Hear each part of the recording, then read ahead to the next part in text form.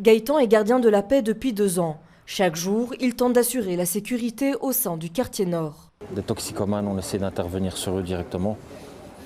Et voilà, s'il y a d'autres demandes de la population, on y répond aussi. Et voilà.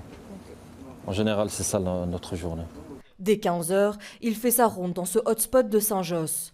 Lui et ses 7 autres collègues. L'objectif, éloigner les personnes toxicomanes des habitations. Mon ami, on va plus loin. À notre arrivée, la tension monte légèrement.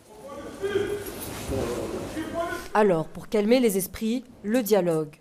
On a quand même un bon contact avec eux en général. On n'est pas dans le côté répressif, on est dans le préventif. Et donc, à force, on les côtoie tous les jours et le contact passe assez bien. Plus de gardiens de la paix dans le quartier nord fait partie des nouvelles mesures de sécurité mises en place par la commune.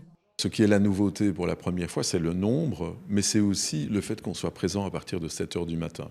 7 h, 15 h du matin, premier service, et de 15 h à 21 h. Le matin, ils seront 6, et jusqu'en soirée, 21 h, ils seront 10. L'idée, c'est de permettre les accès dans la plus grande sérénité vers la crèche, vers le logement social, vers les commerces. On s'est rendu compte ces dernières semaines que même le matin, nous commencions à avoir des problèmes d'insécurité.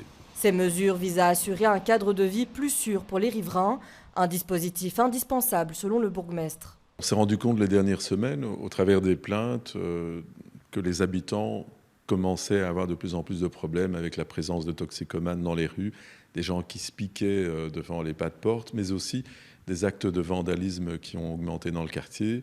Donc il est apparu important pour nous de travailler en bonne intelligence avec la police, avec la commune de Schaerbeek, mais aussi de prendre des mesures communales.